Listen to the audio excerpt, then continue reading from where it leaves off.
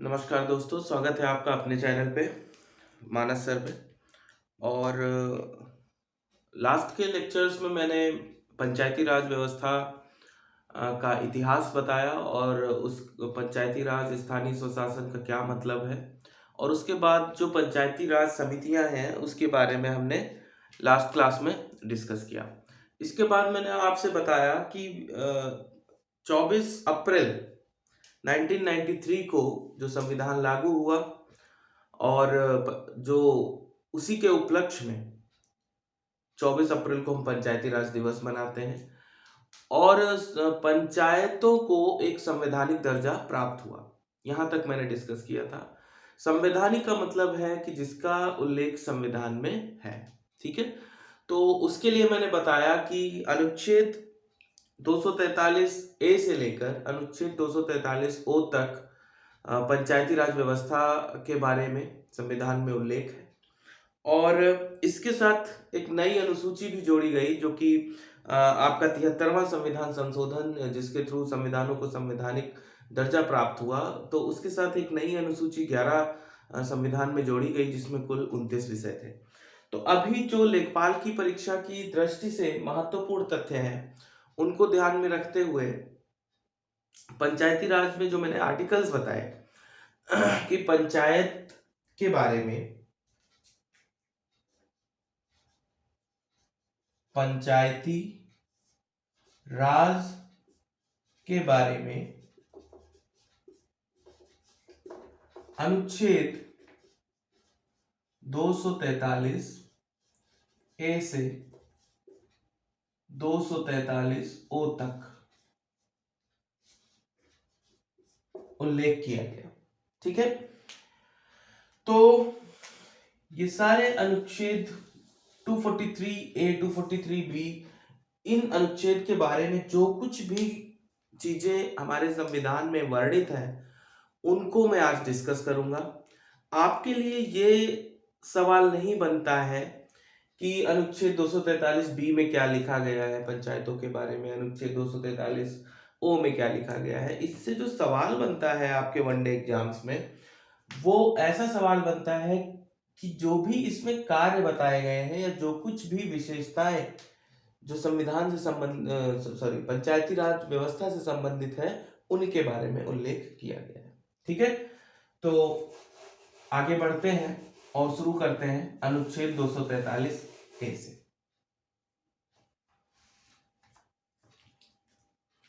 लिखिए अनुच्छेद, साथ ही साथ नोट्स जरूर बनाएंगे।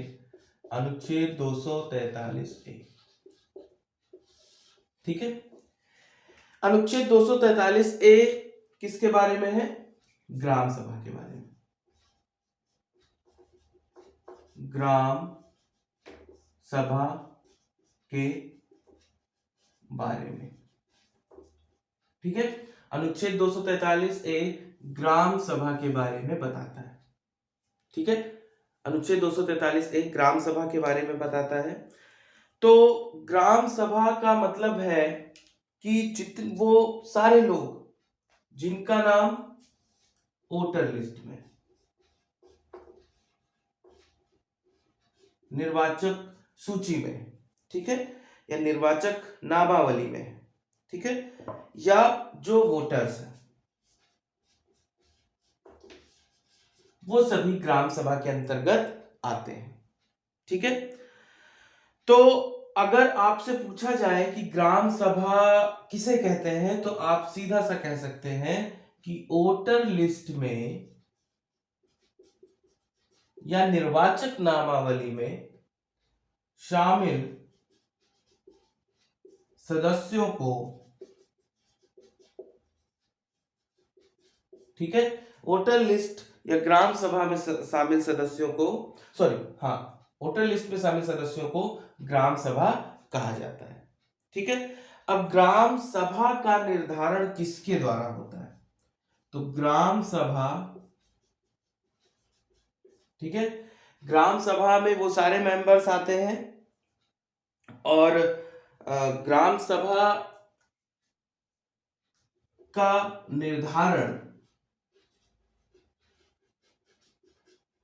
या ग्राम सभा का आप कह सकते हो ग्राम सभा राज्य के राज्यपाल द्वारा प्रमाणित की जाती है। ठीक है, ग्राम सभा का निर्धारण किसके द्वारा किया जाता है? राज्य के राज्यपाल के द्वारा।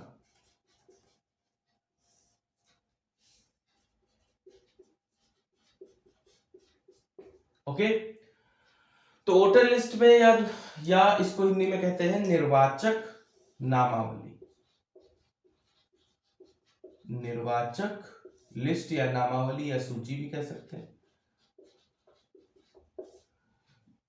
वोटर लिस्ट में शामिल सभी सदस्यों को ग्राम सभा कहा जाता है। ग्राम सभा के बारे में उल्लेख अनुच्छेद 243 ए में है।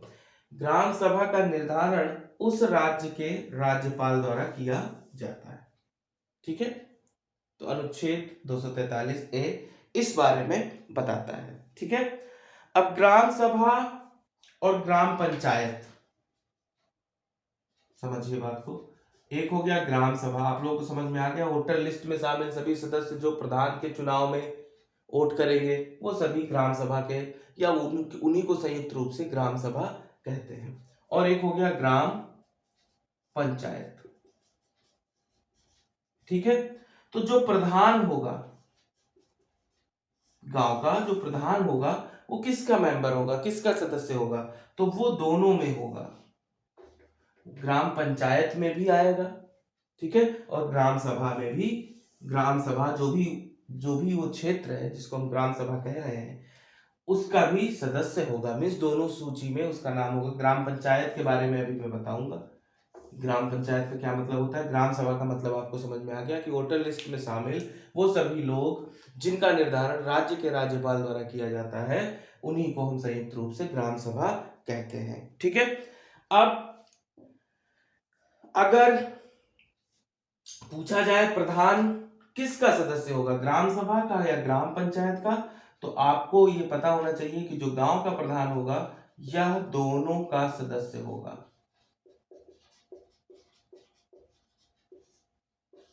ये याद रखेंगे, इंपॉर्टेंट है, पूछा जाता है सवाल। ठीक है, तो ग्राम प्रधान ग्राम सभा और ग्राम पंचायत दोनों का सदस्य होगा। लेकिन जो निर्वाचक है, अगर आपसे पूछा जाए निर्वाचक ग्राम सभा के अंतर्गत आएगा या ग्राम पंचायत, तो आपको पता होना चाहिए कि निर्वाचक केवल ग्राम सभा का सदस्य होगा।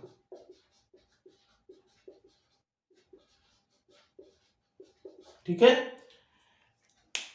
निर्वाचक केवल ग्राम सभा का सदस्य होगा। तो अनुच्छेद 243 ए आपको नहीं इतना इंपॉर्टेंट है कि इसमें क्या उल्लेख है, आपको यह पता होना चाहिए कि ग्राम सभा का क्या मतलब है। अनुच्छेद 243 एक ग्राम सभा के बारे में बताता है। ग्राम सभा का मतलब है कि वोटर लिस्ट में शामिल सभी सदस्यों को हम संयुक्त रूप से ग्राम सभा कहते हैं। ठीक है, वो सभी लोग जो वोटिंग करेंगे उन सदस्यों को हम ग्राम सभा कहते हैं। ठीक है, पहली चीज। ओके, इसका ग्राम सभा का निर्धारण किसके द्वारा किया जाता है? राज्य के राज्यपाल के द्वारा। यह भी सवाल पूछा जाता है। ग्राम सभा ग्राम पंचायत प्रधान किसका सदस्य होता है? यह दोनों का सदस्य होता है। निर्वाचक जो होता है वह केवल ग्राम सभा का सदस्य होता है। ठीक है, वन लाइनर क्वेश्चन इस पे सीधे बनते हैं, तो आपको ये जानकारी आना ज्यादा जरूरी है। अनुच्छेद 243 ए में इसी का वर्णन। ठीक है, आगे बढ़ते हैं। केवल उन्हीं अनुच्छेद को हम यहाँ पे डिस्कस करेंगे जिनसे सवाल पूछे जाते हैं, सारे नहीं। ठीक है, तो उसके बाद आते हैं अनुच्छेद 243 बी।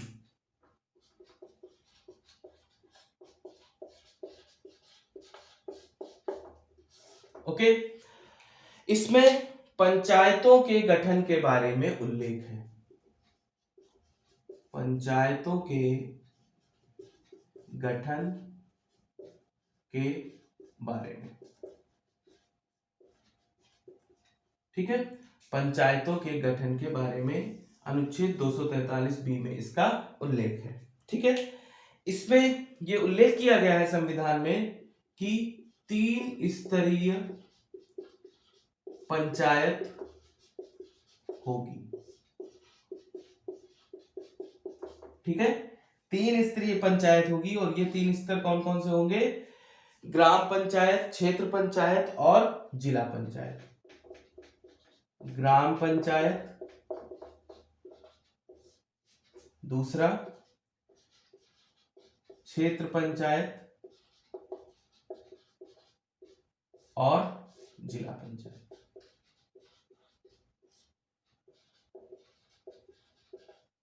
ठीक है, तो पंचायतों के गठन के बारे में अनुच्छेद 243 भी ग्राम पंचायत, क्षेत्र पंचायत और जिला पंचायत 3 स्तरीय पंचायत होगी। ओके, इसके बाद इसमें यह भी कहा गया है कि उन राज्यों को छूट होगी जिनकी आबादी 20 लाख से कम होगी, उसे क्षेत्र पंचायत बनाने या ना बनाने की छूट होगी। मीन्स इस संविधान के इस अनुच्छेद में यह भी उल्लेख है कि वे राज्य जिनकी आबादी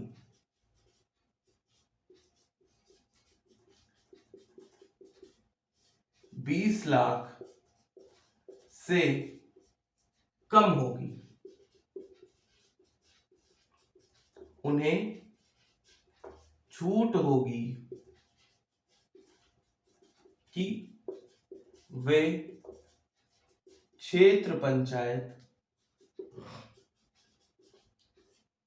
बनाए या ना बनाए। ठीक है, तो वे राज्य जिनकी आबादी 20 लाख से कम होगी, वे चाहे तो क्षेत्र पंचायत बना सकते हैं या फिर नहीं भी बना सकते हैं।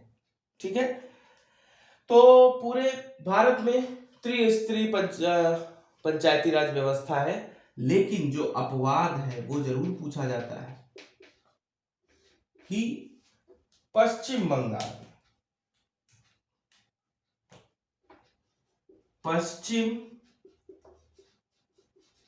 बंगाल में 4 स्तरीय, ठीक है, 4 स्तरीय पंचायती राज व्यवस्था है।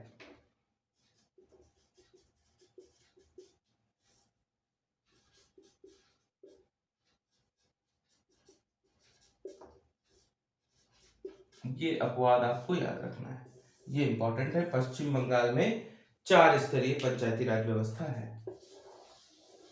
ठीक है, सिर्फ पश्चिम बंगाल में। इसके अलावा सभी राज्यों में त्रिस्तरीय पंचायती राज व्यवस्था है। ठीक है, तो ये हो गया आपका अनुच्छेद 243 बी। तो 243 बी पंचायतों के गठन के बारे में उल्लेख करता है। 3 स्तरीय पंचायत व्यवस्था होगी पूरे भारत में।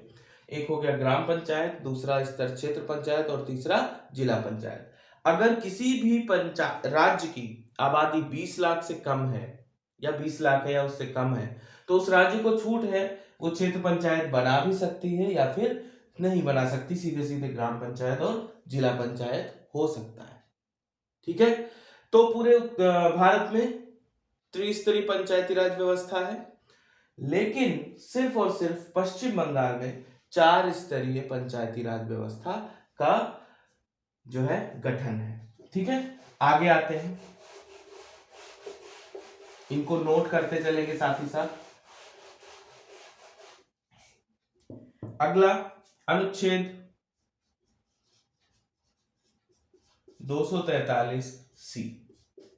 मैंने कहा कि इन अनुच्छेद का सी बी ए पार्ट ये याद रखना इतना ज्यादा जरूरी नहीं जितना कि उसमें जो कंटेंट है उसे याद रखना, क्योंकि सीधे सीधे आपसे सवाल पूछा जाएगा कि ग्राम सभा के सदस्यों का निर्धारण किसके द्वारा किया जाता है, तो राज्य के राज्यपाल द्वारा। पश्चिम बंगाल में कितने स्तरीय पंचायती राज व्यवस्था है? 4 स्तरीय। इस तरीके के सवाल आपसे पूछे जाएंगे। ठीक है, तो 243 सी इसमें क्या है, पंचायत की संरचना के बारे में बताया गया है।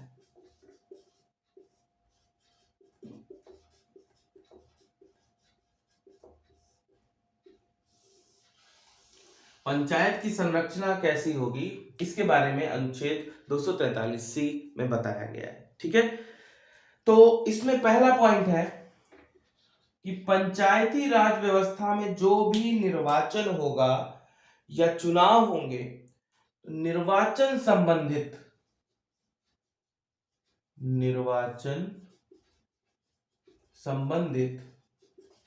सभी विषय, ठीक है, ये सभी नियम निर्वाचन संबंधित सभी नियम विधानमंडल के अधीन होंगे। ये बात ध्यान रखिएगा, विधानमंडल के अधीन होंगे।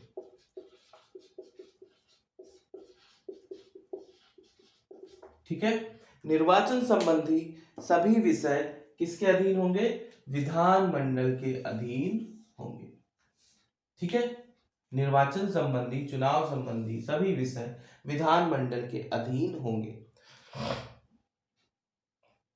और विधानमंडल ही जो होगा, ये क्या होगा? पंचायत गठन के लिए राज्य को ग्राम पंचायतों में विभाजित कर देगा। विधानमंडल क्या करेगा? पंचायत गठन के लिए राज्य को ग्राम सभा में बांट देगा। ठीक है, या विभाजित कर देगा। ये अनुच्छेद 243C में लिखा हुआ है कि पंचायतों की संरचना के बारे में, उनमें जो निर्वाचन संबंधित कार्य होंगे कि उनकी संरचना, उसमें जो भी प्रधान या ग्राम पंचायत के सदस्य जो भी निर्वाचन संबंधित कार्य होंगे, वो सारे के सारे विधानमंडल के द्वारा ही गवर्न किए जाएंगे। और विधानमंडल उसको पंचायतों के गठन के लिए, पंचायतों के गठन के लिए, यहाँ पे पंचायतों के गठन के लिए राज्य को क्या करेगा? ग्राम सभाओं में विभाजित कर देगा। ठीक है, तो ये हो गया अनुच्छेद 243C, पंचायतों की संरचना। अब आते हैं, इससे इंपॉर्टेंट पॉइंट निकलता है कि विधानमंडल ही निर्वाचन संबंधित कार्य कराएगा, लेकिन चुनाव या निर्वाचन प्रक्रिया कौन कराएगा, ये अलग सवाल है। अब आते हैं अनुच्छेद 243D। ठीक है, ये किससे संबंधित है? ये पंचायतों में आरक्षण से संबंधित, इस पे हमेशा सवाल बनता है। पंचायतों में आरक्षण से संबंधित। ठीक है, पंचायतों में आरक्षण से संबंधित। ओके, तो इसमें कहा किया गया है कि हर एक पंचायत में SC ST, schedule caste, schedule tribe को जनसंख्या के अनुपात में आरक्षण प्राप्त होगा। जनसंख्या के अनुपात में आरक्षण प्राप्त होगा।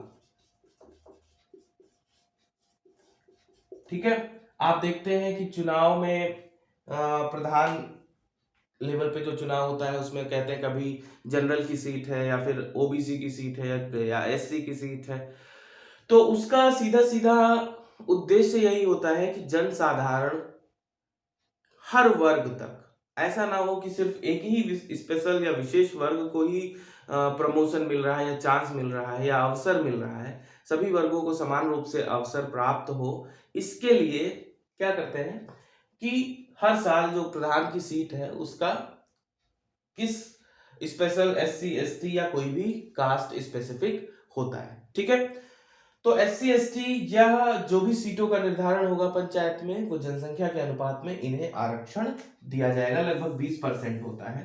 ठीक है, और महिलाओं को भी आरक्षण मिलेगा। कब तक? अनिश्चित काल के लिए।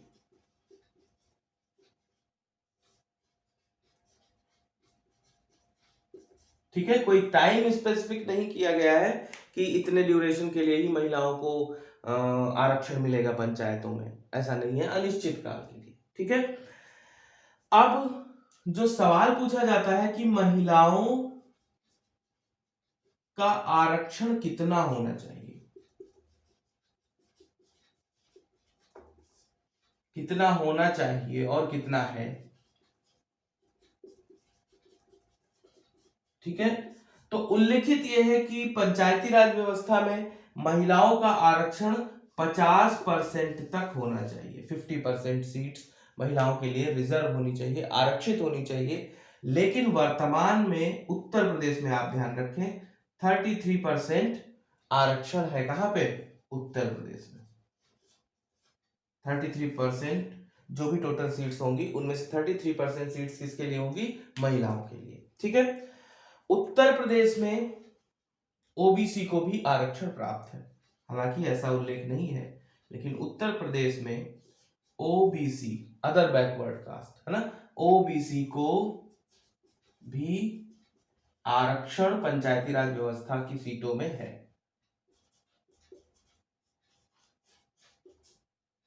ठीक है, तो ये हो गया आपका आर्टिकल 243D। ठीक, इसमें क्या है? पंचायतों में आरक्षण से संबंधित है।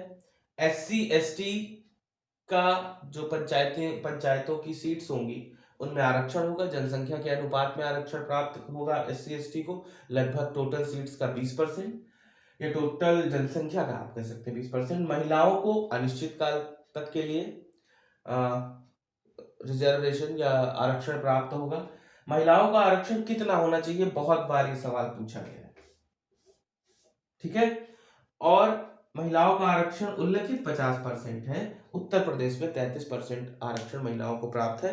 ओबीसी को भी उत्तर प्रदेश में आरक्षण दिया गया है। ठीक है, आगे बढ़ते हैं, नोट करते चलेंगे साथ ही साथ।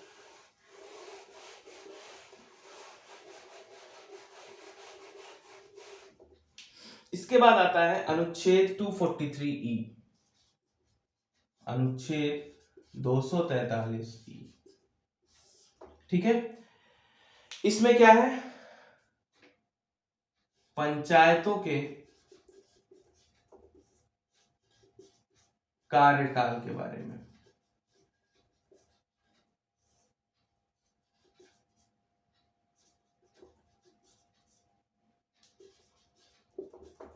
पंचायतों के कार्यकाल के बारे में आर्टिकल 243 के ई में इसका उल्लेख है। ठीक है, तो कार्यकाल कितना होता है? तो पंचायतों का कार्यकाल प्रथम बैठक से 5 वर्ष तक। ठीक है, प्रथम बैठक की तिथि से या प्रथम बैठक से 5 वर्ष तक। ठीक है, प्रथम बैठक की जो भी तिथि होगी, प्रथम बैठक की दिनांक या तिथि से 5 वर्ष तक। ठीक है, ये पंचायतों का कार्यकाल होगा। अगर मान लो समय से पूर्व, ठीक है, समय से पूर्व पंचायत के भंग होने पर,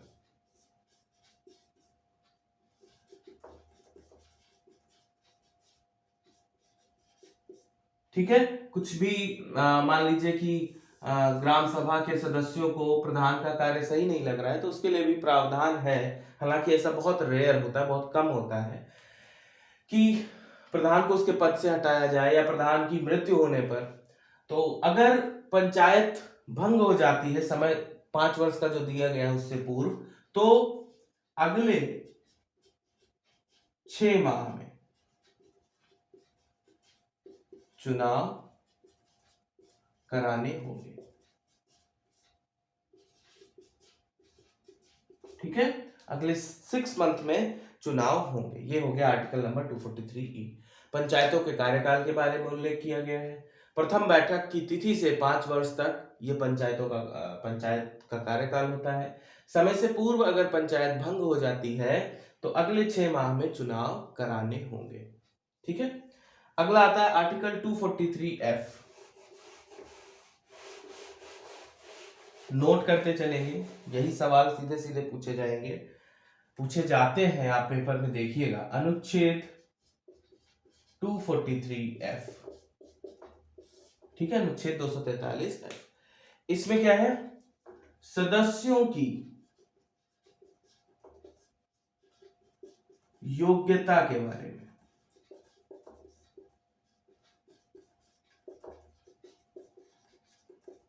सदस्यों की योग्यता क्या होनी चाहिए उसके बारे में अनुच्छेद 243 एफ में उल्लेख किया गया है। इसमें पहला पॉइंट है कि 25 वर्ष की आयु होनी चाहिए।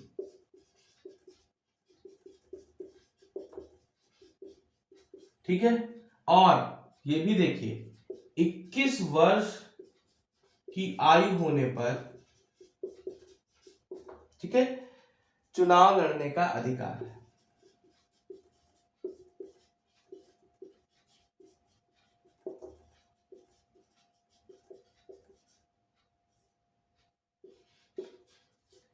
मीन्स पंचायत व्यवस्था का सदस्य बनने के लिए 25 वर्ष की उम्र होना आवश्यक है, लेकिन यदि किसी की उम्र 21 वर्ष है, 21 वर्ष की उम्र पूर्ण हो गई है, तो वो चुनाव लड़ सकता है। और ऑब्वियस सी बात है कि अगर चुनाव में वो जीत जाता है तो फिर वो ग्राम पंचायत या ग्राम सभा का सदस्य, तो दोनों का ही सदस्य होगा अगर वो प्रधान है।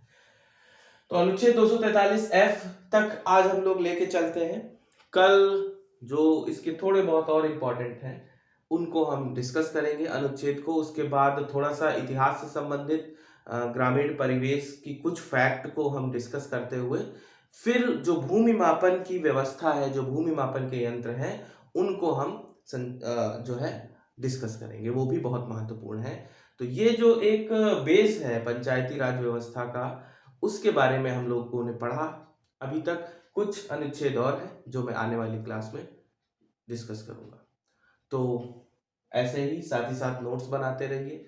अगर मेरी वीडियो आपको कुछ यूजफुल लगी है तो लाइक करिए, मेरे चैनल को सब्सक्राइब करिए। ग्रामीण परिवेश में ज़्यादा से ज़्यादा चीज़ें मेरे पढ़ाए हुए कंटेंट से आपके एग्जाम में आए, ऐसा मेरा प्रयास होगा। और कहीं भी कोई परेशानी है तो कमेंट बॉक्स में आप लिख सकते हैं और उस पर मैं ज़रूर रिप्लाई करूँगा। ठीक है, तो मेरे चैनल को ज़्यादा से ज़्यादा शेयर करिए और आगे की क्लास में मैं बचा हुआ पार्ट डिस्कस करूँगा। आपका बहुत बहुत धन्यवाद। जय हिंद।